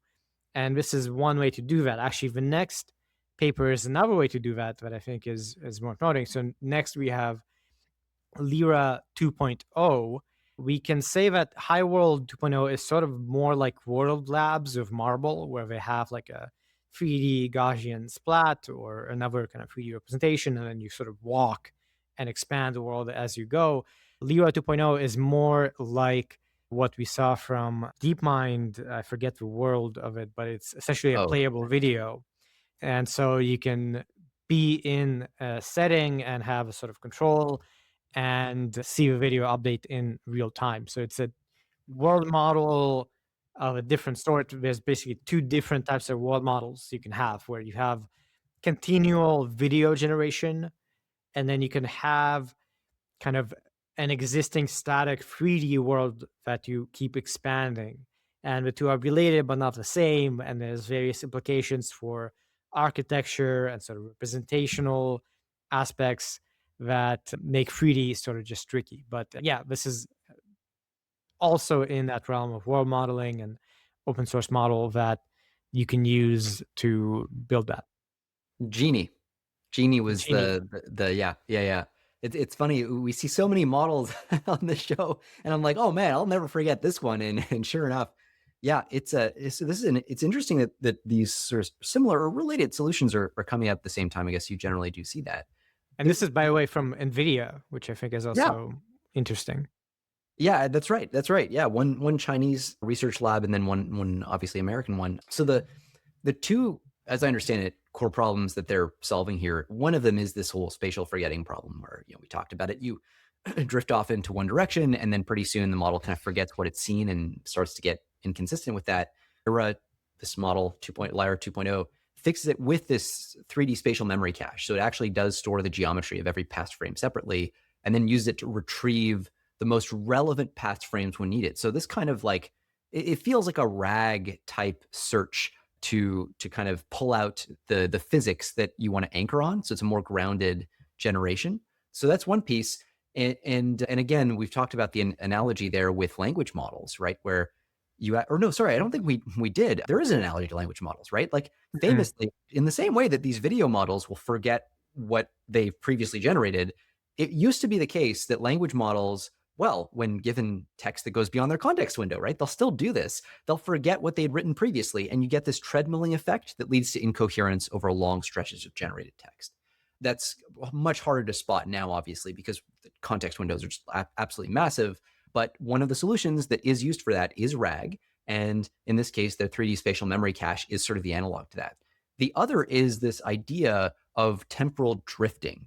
And so when you generate video autoregressively, so frame by frame, you do tend to see small errors that accumulate. So like, colors that'll shift or like geometry that kind of starts to distort. And they fix this with what they call self-augmentation training. So during training, they're going to deliberately give the model slightly corrupted, noisy versions of its previous outputs. Instead of the actual outputs, it'll just corrupt them a bit. And that kind of forces the model to learn to correct that drift instead of propagate it. And actually, this is kind of not entirely dissimilar to what a diffusion model does philosophically. It's just playing out sort of autoregressively in this way. And so that also has a profound analog on the LLM side, where you can see goal drift or like value drift happen in a sequential like decision-making context, where you have little errors that start to compound. And the fix here, the idea of training on your own degraded outputs, is basically teaching the model robustness to that imperfection. It's kind of an interesting thing. You could imagine drawing inspiration from that for LLMs too. So yeah, all the usual things apply. This is a world model, so you can use it to train agents ultimately, like if these things get robust enough. It also, interestingly, as I understand it, learned, like, it was never explicitly trained on 3D spatial structure. It was just given 2D videos. And it generalized from those 2D videos to 3D without a specific hardline inductive prior, which is really interesting. So again, this is kind of like this thing we've seen with scaling in the past, where beyond a certain level of scale, you do see what you would previously have thought of as out of distribution generalization start to come kind of within reach. So I thought that was sort of interesting here. Yeah, not anywhere near Genie quality, by the way. Like the demonstrations are very short videos. They don't seem to be very interactive. It's mostly panning.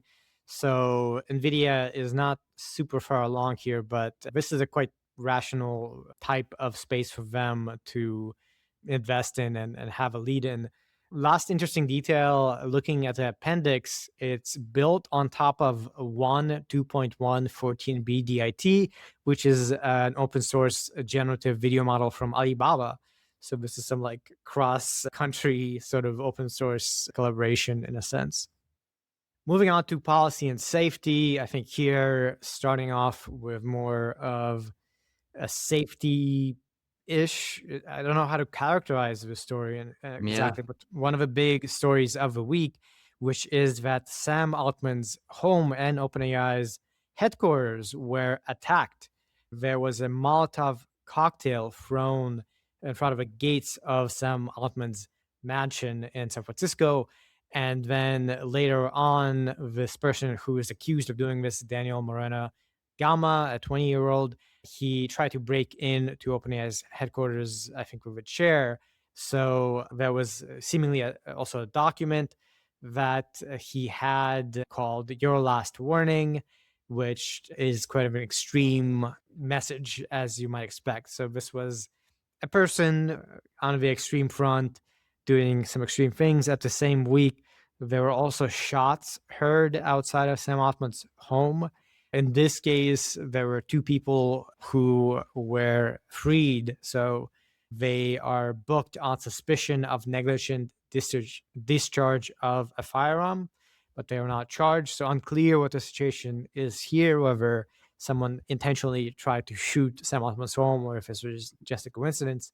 But either way, I think this is one of the very early cases of violence as response to AI, as part of AI backlash, and also as part of sort of concern about AI. We've seen people demonstrating outside of the offices of OpenAI. There's multiple organizations. I do recall we covered a person who had potentially violent thoughts. I think it was like Stop AI had someone who they intervened because they seem to be considering violent things. So yeah, this obviously quite extreme, quite bad to have these kinds of things happening.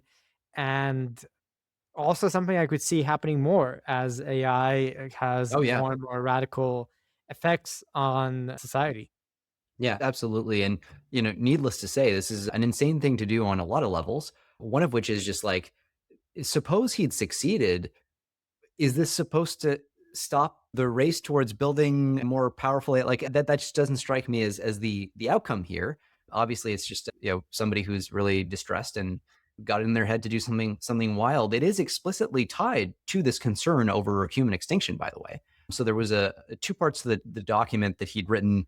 The second part was titled "Some More Words on the Matter of Our Impending Extinction." Left no mystery as to what the motivation was here. He did say it says to victim one's name. So really, this is Sam Altman. If you make it, if by some miracle you live, then I would take this as a sign from the divine to redeem yourself. So this is like all part of this kind of manifesto that this individual wrote. I mean, look, yeah, to your point, I think exactly right. We are going to see more of this.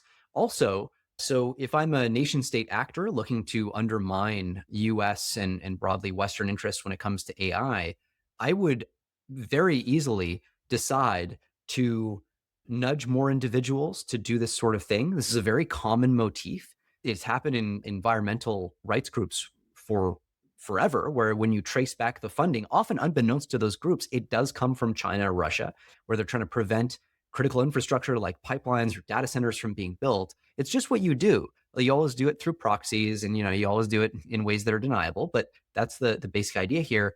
So, ultimately, I expect this to be a nation state game. As weird as that sounds, the process of generating people with this kind of disposition, with this view, and this willingness to act is going to be professionalized by nation states. It is just going to happen, and that's you're going to have to see super high levels of security for all the frontier AI executives. That will happen. Expect that expect they'll have their own Pope mobiles or whatever the equivalent is.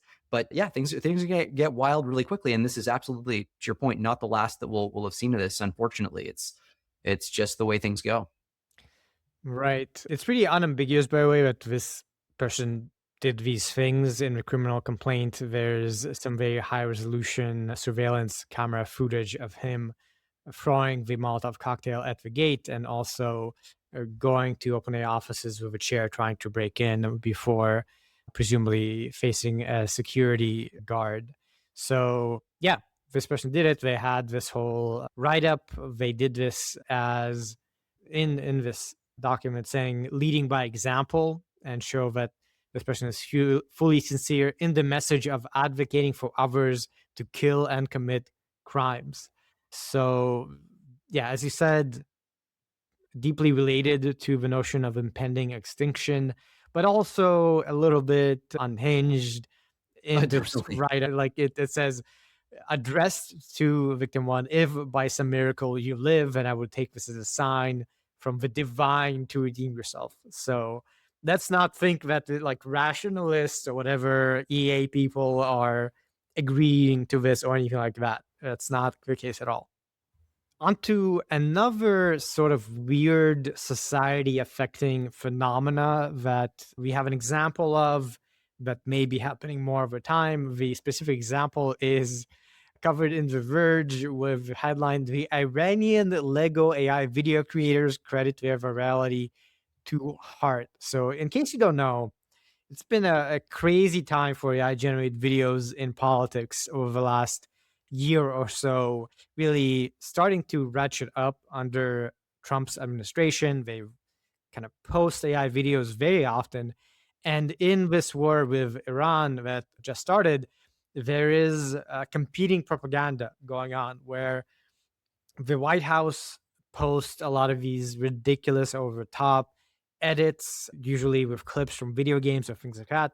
And then in response, the Iranian, here it looks like actually a group of about 10 Iranian content creators, explosive media. They've gone viral with these AI generated Lego style videos commenting on the US and Israel's attacks on Iran, as you might expect, generally like sort of making Iran heroic and conveying a message that they are not going to be backing down, that the US and so on are bad.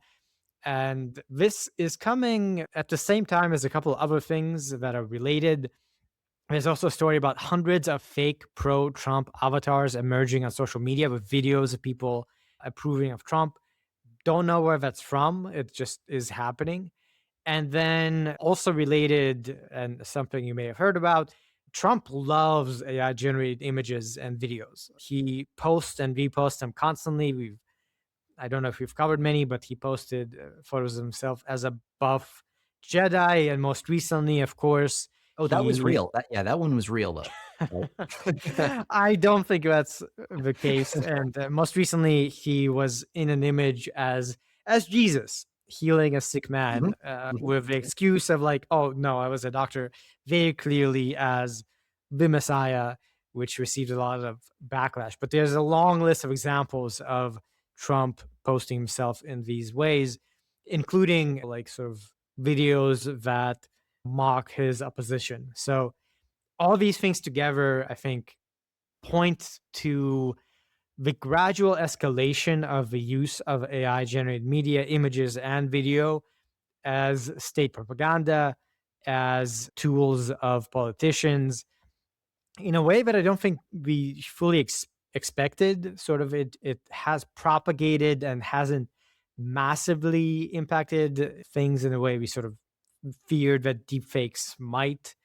But at the same time, it's hard to get a sense of what the impacts here. For instance, these fake pro-Trump avatars generated videos on social media. Like we got to a point of a video being so good that at the same time being so good and us being a bit cynical and used to AI generated images and video in a sense where it's just like normal.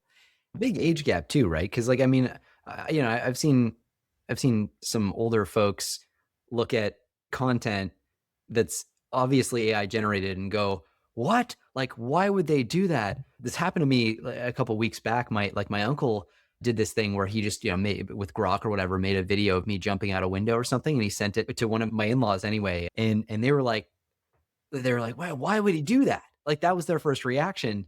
Yeah, it was a sign of the times. There's a really big gap there between the generations on that side. Right. And interesting example of the fake pro-Trump avatars. Again, we don't know who did this, which is also very strange because having hundreds of accounts making many posts is pretty expensive.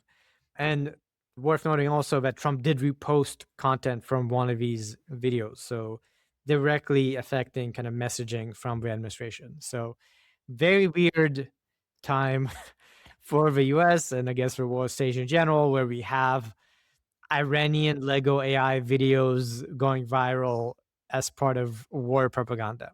And next we have what we can think of as the sort of AI alignment paper of the week, automated weak to strong researcher. So you're Anthropic, you're concerned that we're knocking on the door of superintelligence, and your entire hope at this point rests more or less on the idea that you're going to be able to pull off something called scalable oversight. So what is scalable oversight? Well, we're a bunch of dumbasses, and we're going to make machines that are smarter than us. And we're going to hope that we have the ability to meaningfully oversee and steer and control the behavior of those systems. And so, can that be done?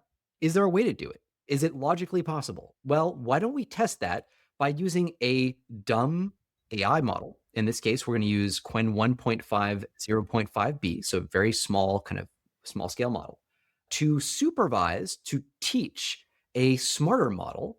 And in this case, that's going to be Qwen 3.4b, so a model that's more advanced in generations and also sort of 8 times bigger, so much, much more capable model.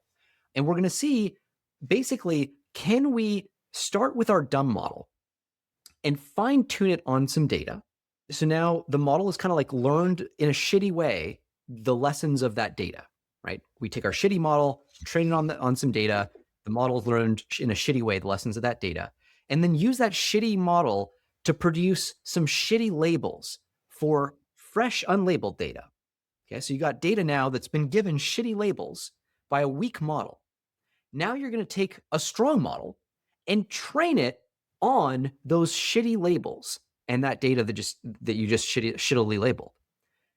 Can you get that stronger model trained on those shitty labels to perform as well as that stronger model would have performed if it was trained on ground truth labels, like the actual correct answers? That's the core question at the heart of scalable oversight, or at least this is one way to formalize it. And that's the experiment they're going to run here. There's this metric that I think Leopold Aschenbrenner sort of started kind of pushing down the direction of this particular metric. It's the performance gap recovered. So a 0 score on this metric means that the strong model recovers the same performance, the same accuracy in generating its labels as the shitty weak model. So basically, it's to be kind of memorizing whatever shitty process the weaker model used. That's a 0. A 1 is if the strong model recovers the same performance as it would have if it was trained on ground truth labels. Now, if it sounds impossible to you that this could work, I'm sympathetic. To me, is actually very unclear. Like, this sounds like it could actually just be straight up impossible. The hope, logically, is that the stronger model has been trained on so much data, has so much scale, that it can actually kind of see the gist of what the shitty model was trying to get at with its labels and then generalize better than the shitty model could during training. That's the hope here. And well, the result here, to be honest, is just surprising. So, by the way, the hope is that we can automate exactly this kind of research, automating research into how we improve weak to strong generalization, how we essentially close the loop of the automated AI safety researcher. Because if we're going to make automated AI capabilities research, we'd better have automated AI safety research to keep up. That's all part of the hope here. So they're going to use an agentic scaffold. They're going to have a bunch of automated researchers running in parallel. They're each going to propose different experiments to run, different research ideas, and they're going to share their findings with each other and their code with each other. That's kind of the architecture here. There's a whole bunch of kind of strategizing in terms of how they split up the data that they're going to train the shitty model and the strong model on. So you have one initial chunk of the data that the weak model is going to get trained on, just so it can learn the gist in a shitty way of the data. But then the second part of the training data is going to be used to, you're going to get that fine-tuned weaker model that was trained again on part one. You're going to get it to assign shitty labels in a shitty way to part two of the training data. And then now that you have part two of that training data shittily labeled, that's what you're going to train the strong model on. So that's one experiment. Another is you just train the strong model on the true labels for part two. That's how you get your sort of upper bound on your performance for this assessment. Anyway, so that's basically how it's set up. They try it across a bunch of different kind of domains of problems, like math and coding. And here's the result. The result, at least to me, was really shocking. So first, let's talk about the control. What do you get when you just use two human researchers? You give them a week of using pretty standard tuning methods and see what they can get. The performance gap recovered, the PGR, that number, is 0.23. Basically, they get 23% of the way to the performance of the strong model if it had been trained on ground truth labels using this technique. So not that great. Like the using human researchers does not result in techniques that seem to kind of recover a lot of performance gap. The automated researcher achieves a PGR of 0.97. 97% of the way to the performance of the strong model if it was trained on actual ground truth. To me, this is wild.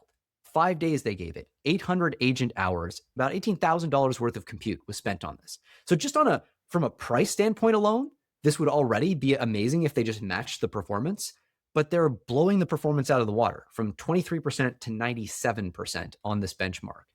This strongly suggests that automating research on at least alignment problems that are outcome gradable, where you can actually quantify and assign a concrete metric to those problems, is already practical. That is a huge deal. That didn't have to be the case, as we've just talked about. It is wonderful that it is. The bigger challenge, though, is moving on to non-outcome gradable problems. Historically, this has been most of the problem of alignment. How do you quantify what it means for a system to be well behaved? There's no metric for that. And so you can't just stick a bunch of AI agents on it to automate that research in the same way that they did here. You need some kind of metric that you can hill climb on, that you can optimize against. And that's why the PGR, performance gap recovered metric, is so useful. It's why it's such a big deal. But before we give up on that idea, before we give up on the idea of the automated alignment researcher for non-outcome gradable problems, we should realize this isn't actually as weird, as crazy an idea, this idea of like generalizing to non-outcome gradable problems, as it might seem. This is, after all, exactly what happened when we first went from just text autocomplete models to general chatbots and agents in the first place. Like when we started, the outcome gradable thing was how well can you predict the next token? That just generalized successfully to actually, I guess these things, these chatbots can now reason. And so there is actually precedent for exactly this kind of generalization. The question is, at what scale does it happen? Do we discover the techniques on time? Do we make differential progress in alignment, in other words, faster than capabilities? This is a pretty bullish kind of result for this. There's a whole bunch of reward hacking issues, by the way, that they go into that we won't have time to discuss, but that are very interesting. The one thing I'll say is they have a fairly alarming result, which is in binary classification problems. If you want to know the true label for a single example, one thing that you can do is basically submit two predictions for the test set that you're being evaluated on, and only change your predicted value for one of the samples and see what it does to your accuracy score. And in that way, you can basically cheat the test and see, oh, okay, like I found the right label. When I make sample number 10 red instead of blue, my PGR goes up. They actually found that the model did do this. So there's a lot of like detailed reward hacking that led them to throw out a lot of intermediate results on the way here. And they just found this kept coming up. The more they pushed the kind of alignment frontier, the harder they found it to be to kind of squash these dangerously creative solutions that the models were coming up with. This is exactly consistent with Goodhart's law. It's perverse optimization. You basically, like, the more capable your model is, the harder it is to steer it exactly in the right direction to get the outcome you're looking for. So anyway, I thought it was a fascinating paper. And again, one of the more profound pieces of good news on the alignment side that I personally have seen in the last even year. This is a pretty big deal. Right. I do want to share some caveats here. First, the two models they looked at are pretty weak to begin with. There's the weak model is Qwen 1.5 0B 0.5B chat. The strong model is Qwen 3 4B base. So these are small models, presumably because to do automated training, to do automated research, you do a lot of experiments, and that is very slow unless you use small models. And so you want to scale this up. Now this entire strategy may not work. And the second caveat is exactly related to doing many experiments. When they look at the discovered ideas, the case studies, they highlight mostly things that are human interpretable, like sort of things you would think might work. And, there's really just a lot of stuff that the models tried. And one of the issues with having access to a test set and kind of evaluation iteration for experimentation is you might just like have a good seed. As you said, there's like ways to hack the reward, but even if you don't hack the reward directly, just trying out throwing like spaghetti at a wall might get you something that works for this benchmark, but doesn't actually accomplish the task in a way that is more kind of nuanced. So at the same time, like a positive sign for alignment research, and also something that might be overstating it. Also, the tasks they looked at are going back to their original weak to strong generalization paper, where on different models, they recovered like 90% of the capability. So recovering the capability is not necessarily that hard for these tasks. Last thing I'll say is we've covered multiple iterations of sort of automated AI research direction. And one of the interesting conclusions in this project is that not having prescriptive scaffolding, not having sort of hard-coded series of steps, but instead having very loose structure and letting your models decide what to do.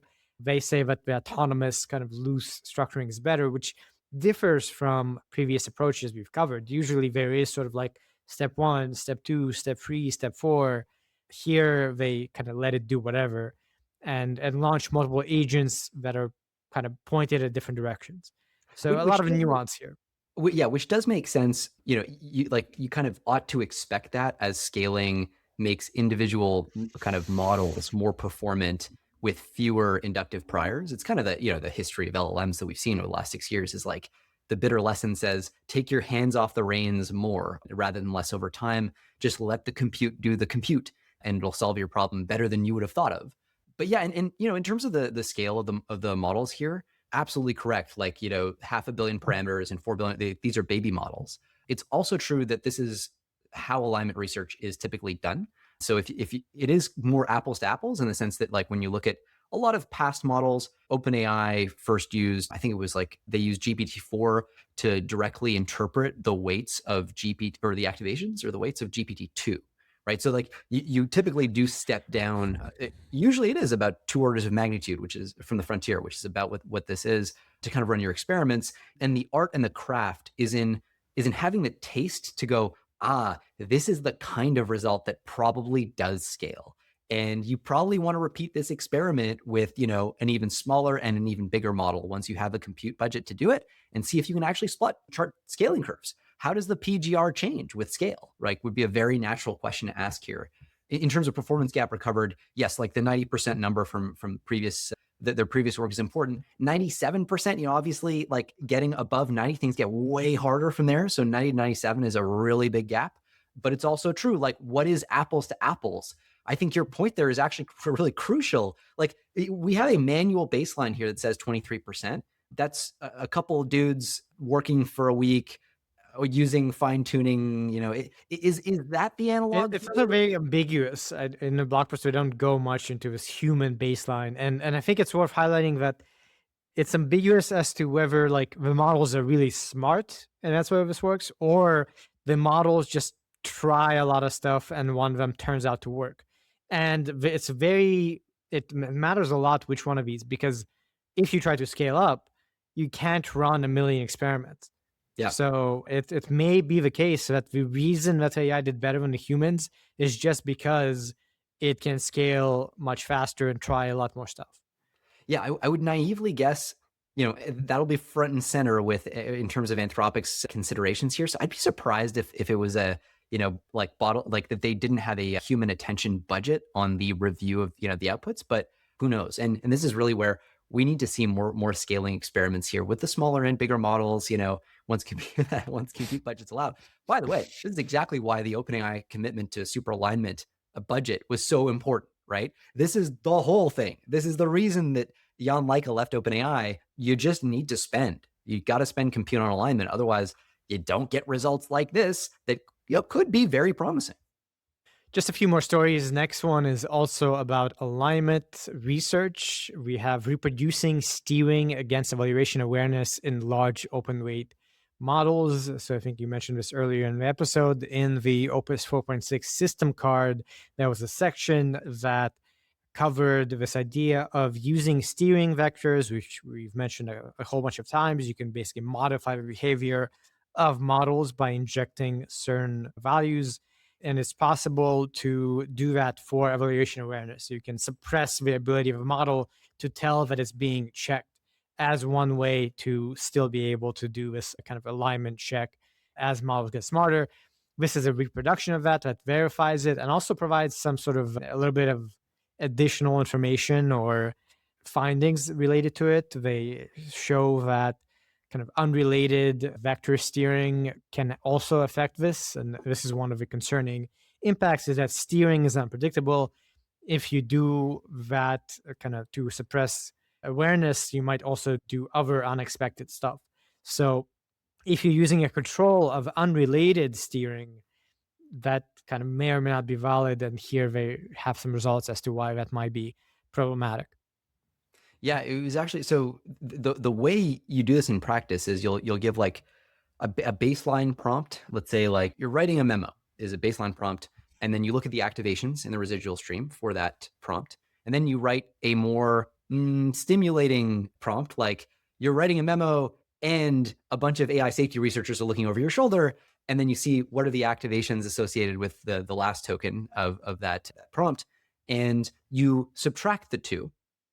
And now you have you can think of it as kind of like a regularized vector, basically a vector that is grounded relative to some sort of more neutral, you've got someone is looking over your shoulder and you got a more neutral prompt, you take the difference between them, and hopefully that new vector captures just the meaning of someone is looking over your shoulder. And so now you can think about, adding it and injecting it into a model's residual stream and making it more evaluation aware, or subtracting it and therefore reducing the amount of eval awareness of a model. That's kind of like the naive way to do this. There are a bunch of other ways you could do this. Sparse autoencoder features is another way. We've talked about those a lot on the podcast. I won't repeat the whole SAE thing here, but thematically it's sort of similar. The problem that they run into is if they basically come up with like completely like random prompts, as you said, imagine two random prompts and you do the same thing, you basically end up with like a random delta or random difference between two random prompts that really shouldn't do anything consistent. Like that should just be sort of noise. But they find that the effect of doing that can be as strong, in fact, stronger in one case. I think they talk about how the most effective steering vector that they find in their big list of steering vectors is actually one of the random ones. So on the one hand, yes, it's true this does work, because if you focus on prompts that are meant to elicit eval awareness, you will end up with, in general, vectors that can stimulate or repress eval awareness. That's true. However, it's also true that like those are not the only, and in fact, not even the best ways to create prompts that do this. In fact, random vectors do just as well. What that fundamentally means is that this process is very fragile. It's not that it doesn't work. You do have interventions. It's that it's super fragile. That it's sort of like, I was sort of thinking of an analogy like in medicine. We give people medication that, yeah, like this will help with your skin condition or your heart disease. Is it the best medicine for that? Well, no, it's not. Probably like some really weird, fucked up medicine is actually the best thing, but this will do in a pinch. And it, may have all kinds of other side effects. That's the other implication. If things are this fragile for eval awareness, then presumably they're that fragile for everything, which means that the vectors that are designed to suppress eval awareness specifically are probably doing all kinds of crazy other shit too that we're not picking up on. That point was less emphasized in this report, but for me, it's actually kind of like the most salient thing, because it implies that then like when you think you're suppressing eval awareness, and you are, and you're celebrating the good behavior of your model at the other end, in a way, you're not actually measuring the behavior of the same model, because there's probably all kinds of weird tail effects that are happening in other dimensions besides eval awareness. So this just means alignment, interpretability is really complicated. And you don't get to just insert activations into a residual stream and be like, oh, this is all good. Yeah, fascinating. Yeah. Recommend the read. Yeah, they do say in the Q as well, steering effects are complicated and unpredictable. This is widely known, but worth repeating. So yeah. They highlight it a little bit. And yeah, to me, the takeaway is like, I mean, the use of evaluation awareness removal is because you're evaluating a model for safety. If by removing the awareness part, you're also like making it safe when it isn't, the whole thing is pointless. So yeah, very good thing to be aware of. By the way, this is from the UK AI Security Institute, which we've covered, I think, other stuff from lately. So they seem to be killing it in terms of kind of very useful, small scale research that nevertheless is informative and kind of moves alignment understanding further in small ways that are still valuable. They're doing a great job. We love Sorry. Just had to go there. Next, back to politics. Iran has threatened complete and utter annihilation of OpenAI's 30 billion Stargate AI data center in Abu Dhabi. You said that so calmly. I love that. I'm just, that's what it is. Complete and utter annihilation is the promise here from the IRGC spokesperson, Brigadier General Ibrahim Zoifagari.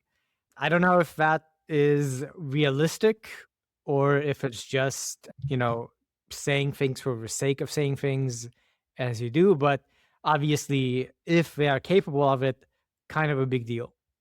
Yeah, and we've talked about stories where drone strikes and, missile strikes have probably hit either AWS data centers in the UAE or thereabouts, or data centers. I think Oracle was kind of on the list there. We covered this like last week and the week before. But basically, yeah, these are absolutely live targets as far as Iran is concerned. Expect this to continue, right? I mean, the whole idea here is this is critical infrastructure that is supporting a war effort, regardless of how you think about it. As more and more of the military runs on AI, that is just going to be the case. So a couple of things. I mean, I actually watched this video. There's a really funny part of it. It shouldn't be funny, but I'm sorry. There's a funny part of it. Here's the not funny part of it. So it starts with like, you've got a screen, a shot of the Earth from space. It like zooms in on Google Maps on Abu Dhabi. And they kind of, I forget what it says on the thing, but it's something like, like here is the spot that the Stargate cluster is, or the Stargate data center is. Google Maps removed it from their map, but we were able to find it. Nothing can hide from our eyes. And yeah, whatever. Okay. So in practice, like that's obviously that is a thing you can see from space. It is massive, and Iran will naturally have had a way to, probably, I don't know what their satellite situation is, but contract out to China to get access to that data, or Russia or whatever, or do it themselves if they have satellite. I can't remember. But anyway, in the same video, they kind of pan across this whole collection of like famous public figures that are involved, like Americans who are involved in the big build outs in Abu Dhabi. And they're like, oh, there's like, yeah, I forget if Sam Altman is there. And they put a little US flag in there. It's Sam Altman. They go to the next guy and the next guy. And then they get to like this bald brown dude and they write Satya Nadella and they keep panning. And I'm like, wait a minute, that's not Satya Nadella. What? So like, I haven't seen anyone like comment on it. Like, maybe my eyes need to get adjusted? Like, I don't think so. This dude was not Satya. And then I think it's, for context, this whole statement is part of this edited video. After that, there's like this text that gets revealed on screen. We will do whatever it takes to defend our country and the interests of our nation. To be clear, this was a threat as retaliation. So if the USA proceeds with its threats concerning Iran's power plant facilities, which Trump has been making lots of unhinged threats around attacks of Iran, including the like destruction of an entire civilization, which is crazy. Yeah. So this was kind of a counter threat, which it makes a lot of sense in context. Yeah, it's just like when you're bragging about your like intelligence capability, you might want to double check. Yeah. I think Satya is breathing a sigh of relief somewhere. He's like, all right, they're not onto me.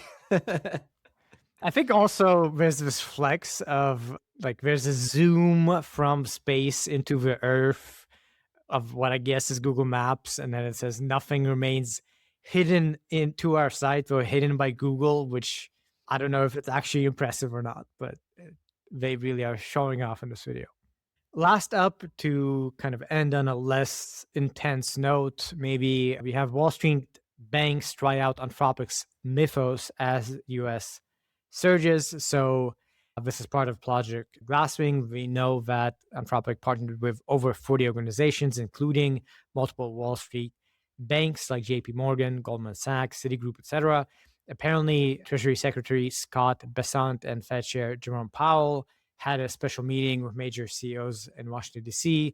to warn them to take Mythos seriously and use it to detect vulnerabilities in their systems. So I guess a real demonstration of Mythos having potentially major impacts on banking, right? Yeah, I actually, the first emails I sent once Mythos was at least publicly announced were to, I won't specify, but a bunch of central banking related authorities on the security side, because that is just the obvious sort of first threat vector. And they were, by the way, like they knew that Mythos was coming before it was publicly announced and had been sort of getting briefings and trying to push that out beforehand, as you might imagine.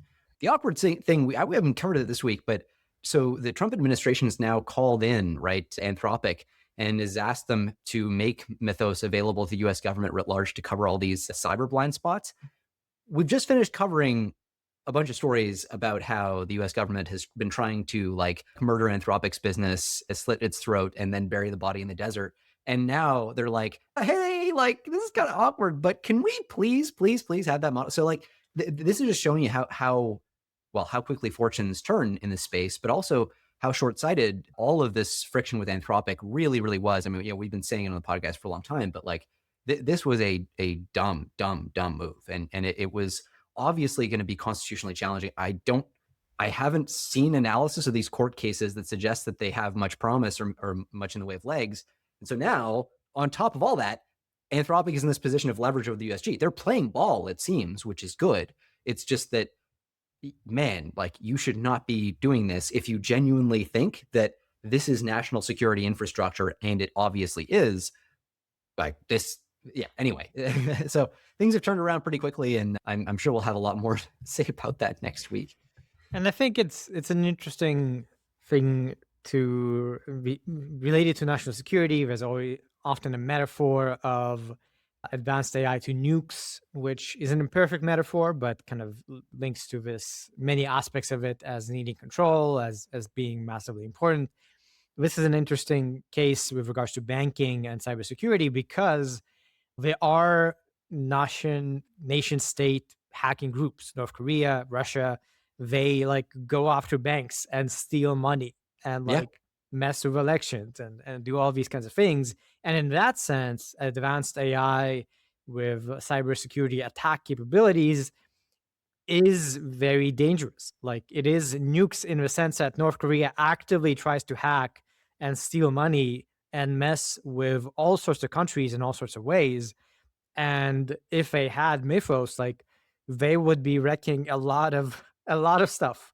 So that's an example where kind of the nuke metaphor, even in the short term, even going beyond like extinction risk or whatever and army capabilities, it is already at the point where that metaphor is starting to become more legit. Absolutely. And it is just it's a fact when you look at the kinds of vulnerabilities that Mythos was able to find and exploit, right? 26-year-old vulnerabilities in the most hardened server operating software that there is. 16-year-old software, open source software, has been reviewed literally millions of times by open source developers, including some of the best cyber minds in the world. And these were vulnerabilities that were not just like missed by a lot of humans, they were critical. Like, this is vulnerabilities that allowed total system takeover, like just abject, unapologetic, complete pwnage. If that happened with a bank, basically, I mean, like, you name it, like drain all the accounts, like delete the ledgers, this and that. Like, we're back to a paperwork society. Let's hope all the documents were printed so that we even know who owes what to whom. Like, that's literally the stakes here. That cannot happen while the US dollar remains stable. And like, that is a direct threat to the strength and stability of the US dollar, which is arguably like the American president's number one responsibility. Whether or not that's understood by US presidents is a separate thing. But you nuke the dollar, like, it's over. So from a WMD standpoint, in terms of that sweet spot of what attacks would be deniable in the sense that, China or Russia or whoever could do it, and then it couldn't be easily traced to them, and also brutally effective, say in the context of a Taiwan invasion, or any other contingency, or just for the hell of it, like, this is a sweet spot of a deal. Worth remembering, the Chinese internet has something like 4 different channels you can use to get into it. Ours has thousands, so many that no one can even remember what the hell's going on. So doing a reciprocal cyber attack is not like, they can literally close their internet to us. We cannot do the same. So massive asymmetry here. This is a really, really, really big deal. To be perfectly honest with you, like, this is not investment advice, and feel free to call this crazy, but like, we are making significant changes in the balance of our portfolio. What is, physical assets versus what is digital assets based on this. And I will go one step further as a sort of community service here and just say, a lot of very, very high-placed people at a lot of the world's top institutions, including some of the companies most directly involved in these things, are doing similar things, are getting even bug out properties that they can go to. Like, it may sound crazy and it may not come to pass, but like, again, as a community service, like, this is the kind of thing that you actually maybe should be taking more seriously. Not investment advice. Do your own research and all that jazz. But this is just like, it's an increasing and pretty remarkable trend that I find it really hard to ignore. And with that, we are done with this latest episode of Last Week in AI, which hopefully comes out just in a couple of days after recording. I'll do my best. As I say, you can go to lastweekin.ai for the text newsletter, which also has been a bit behind, but I'll be releasing more regularly. Please do keep commenting. And if you want, share the podcast and review it on Apple Podcasts. We look at that as well. But more than anything, we appreciate you listening, and please do keep tuning in.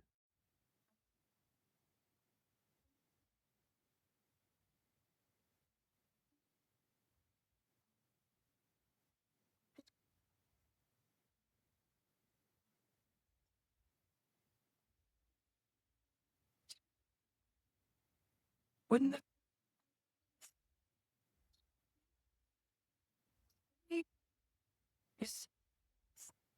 break down as anything I can like the river get to know upon it's pay like the round the as streets as reaching power what emerging watch it surge and fly from the streets as they keep hello bush streets filled it plays these chat can pay arguments code as if you know how to let's not arguments code from what he has the streets he has reaching high.